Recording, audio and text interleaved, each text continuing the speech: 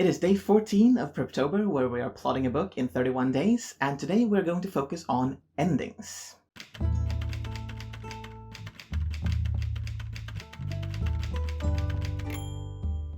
And yes, I say endings in plural. That's important. You might already have an ending in mind, you might have written it down in the outline yesterday, and you might be very happy with it.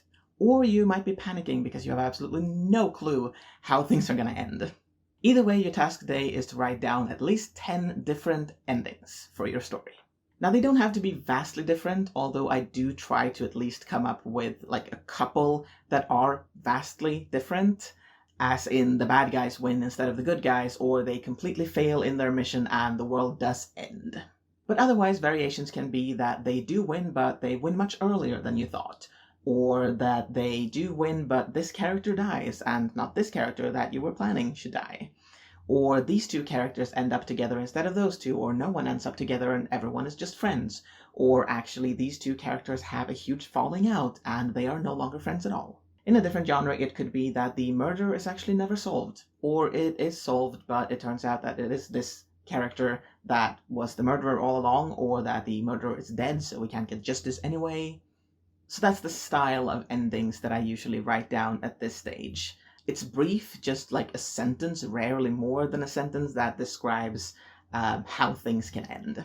And it's important that you write down at least 10 different endings, and if you are completely stuck, just change the color of shoes a character is wearing at the end. Or change where the final battle is happening, or change who figures out the mystery in the end, or who is present when it all ends. There's also the option of not changing anything at all about the ending, but changing your idea of what happens after the end, or how your characters feel about the end.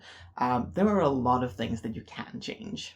And the reason that I do this is because if I am working towards one goal, if I have one ending in mind and that's the only possible end in my mind, then the story is going to be predictable. If I have several endings in mind, even if I know that I want to aim towards this one, if I have thought about other ways that the story can end, I am more open to my end actually not working, and the story becomes more natural because I know that it's not the end of the world if this character makes a decision that turns out that that ending just cannot happen because a character is already dead that was supposed to die at the end. I will be more open to actually letting the story go where it will naturally go. So what you should have at the end of the day is at least 10 different endings, and it's important that all of these endings work. And even if they don't work entirely with the outline that you have right now, you need to be able to see what could change in order for this ending to work instead of the other one. So 10 different endings, each of them possible endings that work without breaking the entire story.